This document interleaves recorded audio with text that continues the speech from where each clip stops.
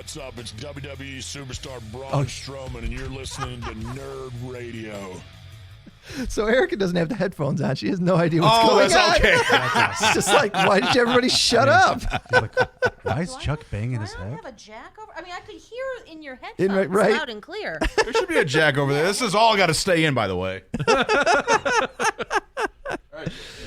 Well, You know what the fun thing is too is that doesn't translate over to the podcast when I have to edit it, so I have to manually put that back in. We just get to hear it now. I don't even know if Twitch gets to hear it or if we all just shut up. No, Twitch hears it. Okay, Yeah. cool. Yeah. Excellent. It just How it doesn't works. get sent to the recorder. Yeah. So that's kind of fun. Welcome back to Nerd Radio. It's Chuck Bean hanging out with Al Beck and James, along with Nate Bender of Checkpoint XP, and joined by Erica Benas. I can finally see you this time. I which know. is We've fun. got you over there. Usually I'm over there and I can see just like it's like Wilson. I can Yeah. just see your eyes. Exactly. That's it. So then you owe Nate an apology for taking your seats. you know, You were so upset when you came in here. you don't have to call me out on being a bitch, Al. Not today. But I don't have to, but I enjoy it so much. I Right. mean, it's an easy target. Come on. Well. Just set him up. You guys know when you hear Erica's voice that we're going to talk about some wrestling and Squared Circle Round Table Time, and I want to do kind of a wrap up of 2019. Now, obviously, we've still got 3 or 4 weeks left, so anything could happen.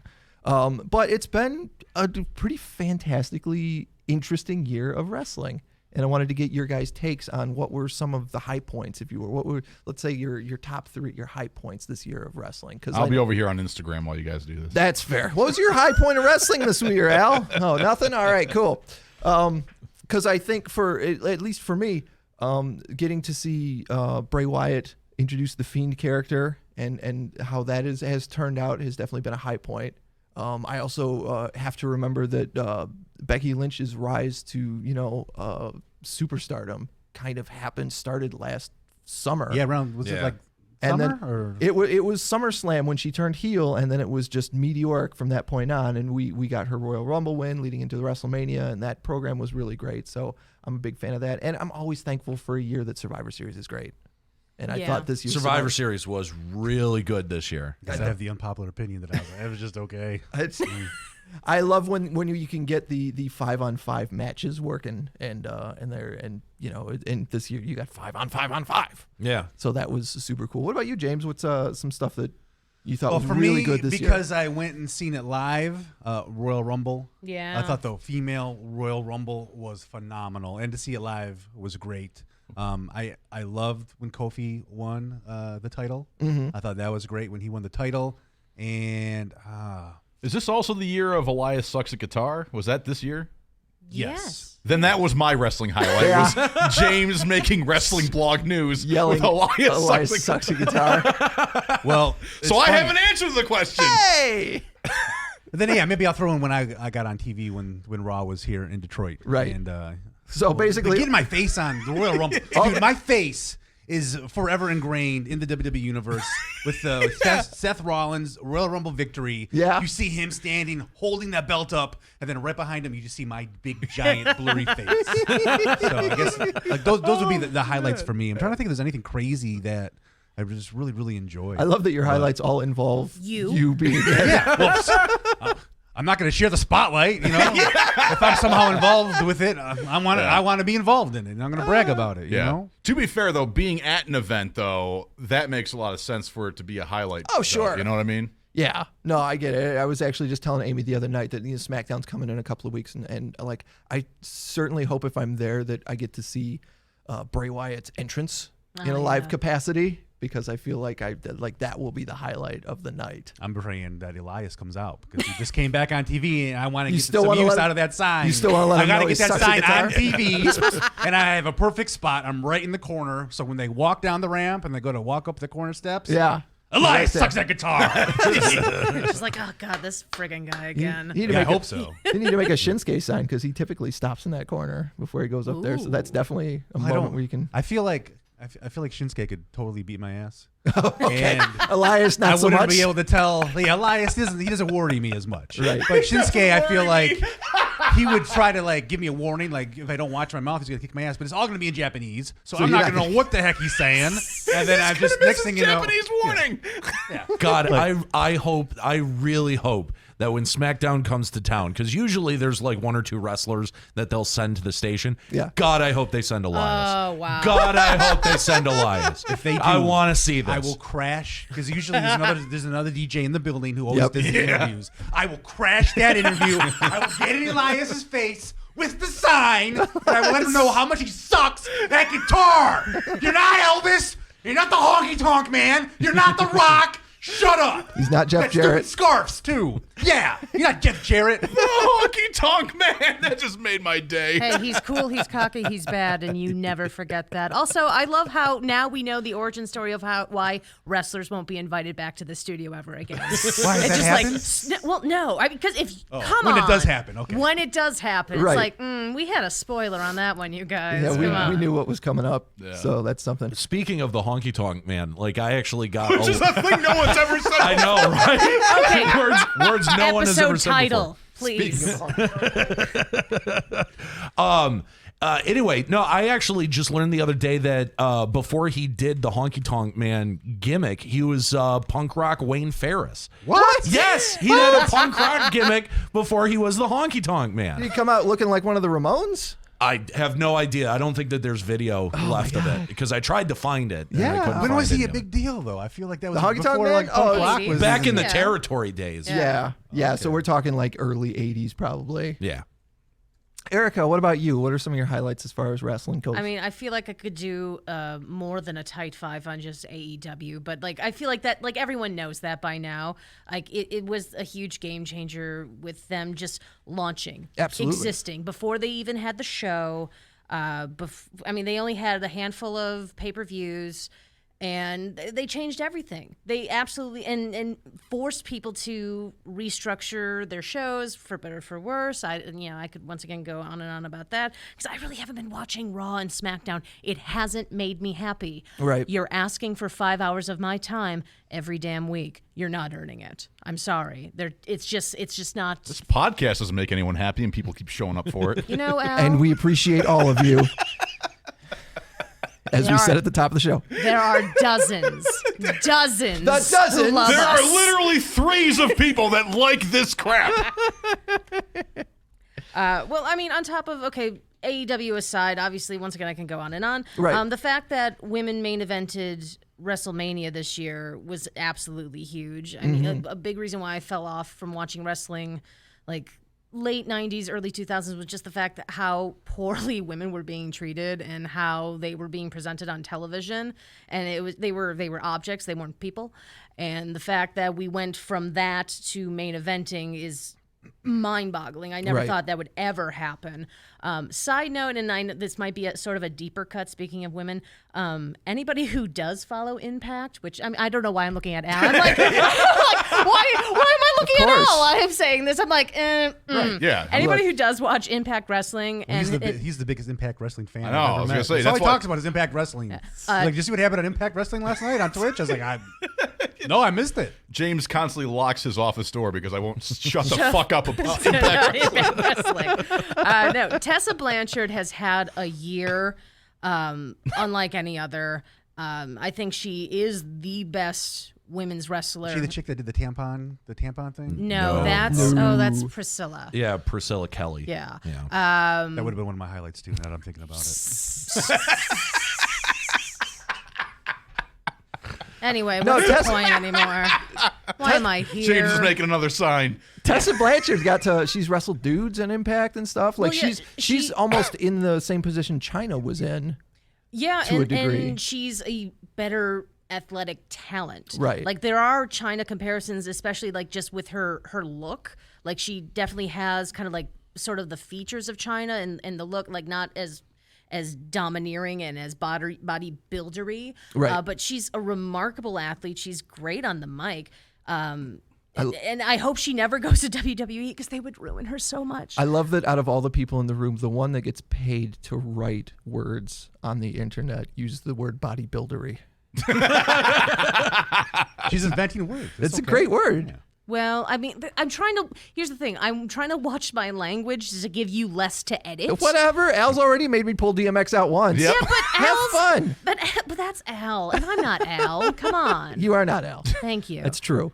No, I mean it's been remarkable for women this year. Yeah. And I think it's only going to keep growing, and it's going to be interesting to see who's going to jump ship, because I have a funny feeling that it's only a matter of time before they acquire a big name female talent, because they have a lot of good wrestlers. They've got a solid roster. They do, but there's no star. Like the Joshi wrestlers are great and they're super entertaining, but they don't speak English very well, so it's hard for them to kind of connect with fans. So they do need somebody who can cut a great promo, Right. who can connect like that, and who is athletically gifted. So it's going to be very interesting to watch 2020. What about you, Nate? What are some of your highlights from this year? All right. Comes to Let's see. The women's match at Crown Jewel. Hell in the Cell, and no, I'm kidding. I was going to say, I'm Hell like, in a I'm Cell? like, No, this I was is trying to- very interesting. I was trying to think of the three worst things that I saw in wrestling. Oh, and the Bobby Lashley Lana angle. All right. Well, Yeah, those. No. thanks I'm for being kidding. on the show.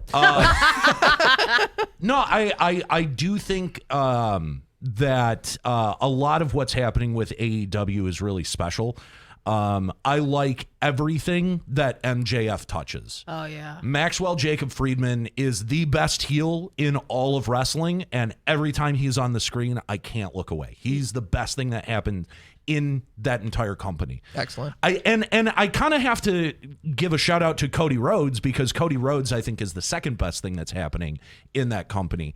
Everything he touches has been phenomenal, from the Sean Spears chair shot to the program he's currently doing with MJF. Right. I think it's awesome. It's one of the best things in wrestling. I think a close second would be the NXT War Games that just happened. Holy cow. That was a pay-per-view I would have paid $50 for. Yeah. And there was only like 5 matches? Four matches. 4 matches? 4. It was so good. The women's War Game match was probably one of the best that I've ever seen, and then it was topped by the men's. Yep. Like, that's insane. I absolutely adored that. And I'm trying to think of a third thing that someone hasn't already mentioned. Right. Well, yeah, I definitely I knew that you guys were both big AEW fans, so I left that off my list because I knew you guys would have that covered. Right. But I do have to agree that just having choices as a wrestling fan now, having so many choices, whether you're watching NWA on Tuesday nights on YouTube, or whether you're watching Impact Wrestling on Twitch, like, you have choices as a wrestling fan now. It's not a matter of, well, Raw sucks, but what else am I going to watch? I'm sorry. I watched NWA on YouTube last night, and the Rock and Roll Express won the tag titles in 2019. And thank you. That was the appropriate response. What? Those guys, Thank you. Those 'Cause, like, guys are, what, like in their 60s now? They are in their 60s, but like they can still kind of go. I mean, you had, I forgot whether it was Ricky Morton who did the oh my God, the Canadian Destroyer. Yeah. I'm like, he's my parents' age. This ain't right. This guy should be dead. But yeah, Wow. NWA is wild. Wishing death on somebody. That's think a new one on the show. I don't wish they were. They. It's amazing that they are still mobile enough to do the things that they do. Oh, it's like every time I see the Undertaker in the ring, I'm just like, let him retire. Yeah, right. Just let him go, Vince, please. It's like the end of Harry and the Hendersons. Get out of here! Go, dead man! It's true, though. You get points for the Harry and the Hendersons reference. It's a little known fact. Al likes to work in Harry and the Hendersons in any conversation he can. I guess he's been watching on Netflix. Yeah. But my God, like every time I'm like, I love the Undertaker. He's one of the best wrestlers ever. I think every time he steps in the ring, even from last year on, he does a disservice to his legacy. Yeah. Sure. So I think the last kind of highlight that I can think of is sort of along the same lines what Erica said, is just like, who's going to make the jump over to AEW? Sure. Like, that's what every day I'm checking Twitter to go, all right, who did they acquire? Like, who are they getting? Who are they looking for? Who are they scouting? And some of the biggest Like some of the biggest pieces of news for me recently have been like New Japan is open to working with AEW. Yeah. That to me is huge because now you've got an ability to flow talent between Japan and North America, and to do so a little bit more meaningfully than they did with Ring of Honor, because I don't think that they really took advantage of it in Ring of Honor. So God, a dream match for me right now would be Jay White and Kenny Omega. I want to see that match so bad because they did such a good program in New Japan that I want to see that done in AEW. And Kenny Omega is being so underutilized right now in AEW, just putting smaller guys over, that I've seen the Young Bucks and Kenny lose enough. I need to see them start winning. Well, that leads into what I was going to ask you guys going forward into 2020. What are you hoping for when it comes to professional wrestling in 2020? And obviously, like you were saying, like I want to see another Moxley pop. Like I want to see another big name from the WWE like make the surprise jump over to AEW. And there's a couple of guys who really want to make the jump. Like I want to see the Revival. The Revival wants out of WWE so bad, and they're the best tag team that is in wrestling right now. They did some amazing stuff in NXT, but I have to, even as a Revival fan, I have to say the last couple of years since they went to the main roster, I've not seen a good Revival match. I want Aleister Black out of WWE. He is so good, and he was so well utilized in NXT that whatever they're doing with him on Raw, like making him come knock on my door. Yeah, like that. Challenge me to a fight. Stop it. You come out of the ground like the Undertaker for your entrance. Yeah. And you want people to come knock on your door. Go pick a fight with somebody yourself. It's so stupid. It's so Lazy ass. painfully stupid. And then I think I'd like to see, like some of the Bullet Club members make the jump over to AEW. Like Marty Scurll is currently. He's with ROH, Yeah, but that's a matter of time. I'm 100% sure of that. But I mean, like WWE going so far as to kind of tease like with AJ, Gallows, and Anderson, and then when they did the run-in on NXT with Finn Balor there, I got really excited for half a second when, wait a minute, this is WWE. What am I talking about? They're not going to do that. They're not going to give you what you want. No, of course not. You don't know what you want. I'm going to tell you what you want. Right. Famous Vince. What about you, James? What's something maybe you're looking forward to Looking forward to in wrestling? What would get would rid you of like Brock to see? Lesnar. I'd like to see no more Brock Lesnar. Yeah. Get rid of him. I'd like to get on the WWE program some more in the audience shot with some signs. Right. So I'm hoping for some opportunities for that to come up in the next year. And why don't you make a Brock Lesnar sign for when they come around? Yeah, because you want him to die? No, I don't want anybody to die. No. Like, go- yeah. Antagonize Brock Lesnar. Like, that's a safe bet. I feel like he's. He's just. All he's gonna do is F5 you 4 times. As long as you could, He's just a big dumb animal. as long as you He could just fall is- from like a 6-foot height a couple of times, you'll be fine. Well, I'll be dead on the first F5. Completely dead. Or just play dead. This is becoming a troubling, recurring thing. James is picking fights with wrestlers. I know. Last week they were in the one- studio, though. I need one to come up and just slap me in the face. You'd be like, "You still think it's fake?" And like, "Oh my god, I want to befriend another wrestler ever again." I'm getting too brave. I'm getting too brave. What about you, Erica? What are you looking forward to in 2020? It's going to be very interesting. Going back to New Japan for a bit, because they did launch that. Like they're going to have like a U.S. promotion, U.S. like for lack of a better term, flagship here, and like we are in like one of the markets that they're going to visit. It's going to be interesting to see what talent's going to be there.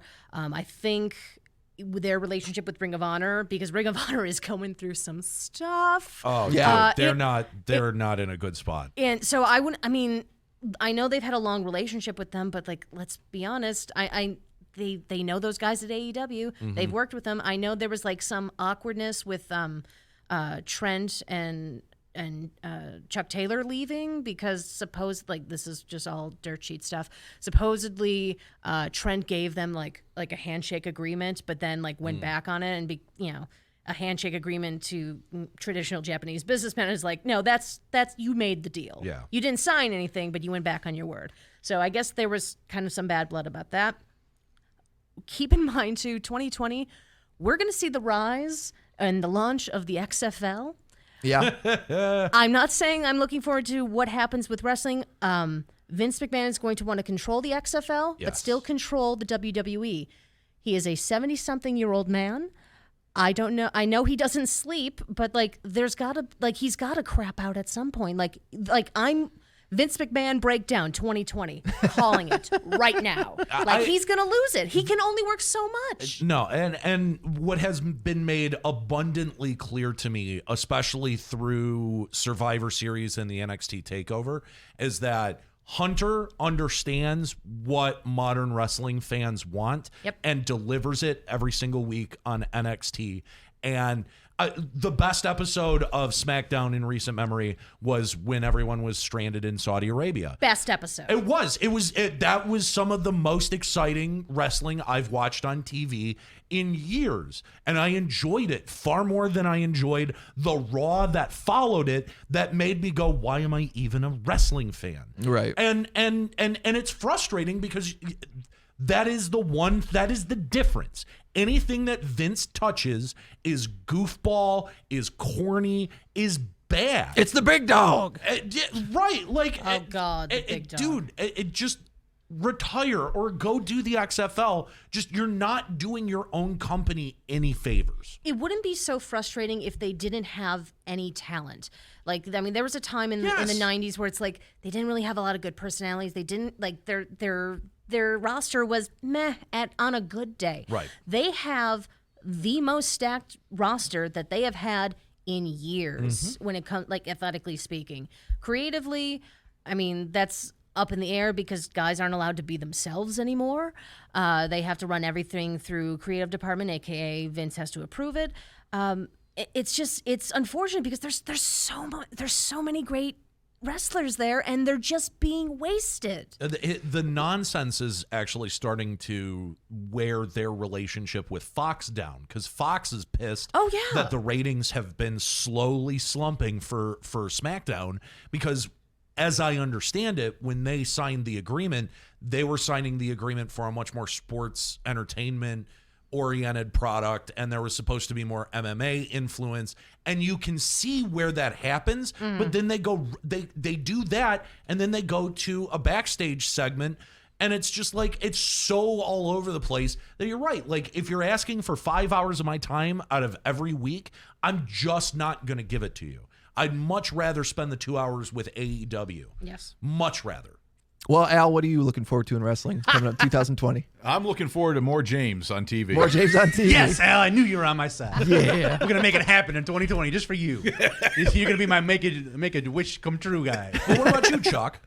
I really want factions, and I don't know that I'll Yeah. get them because I want them every year. But I really would like, you were talking about The Undertaker being like, kind of like, don't cart The Undertaker out and then make him wrestle. Right. Like, he still has the mystique of his character. You could very easily pair him up with all the other spooky guys and redo, what was it in the Attitude Era? What was With it? Gangrel His and coven Christian of and Brood. Edge. Brood, Yeah, yeah. You could give him his spooky guy coven back with like Aleister Black and Bray Wyatt and all these guys, and like just have him be the overlord, the supernatural overlord of all these guys that are supernatural type characters. I haven't thought of the name Gangrel in forever, man. A fat vampire. I love it. Yeah, and apparently the teeth were real. That wasn't even a gimmick. What? He actually got the teeth put in surgically What or a whatever. psychopath. He's nuts. He's out I don't of want his to think damn about mind. Gangrel anymore.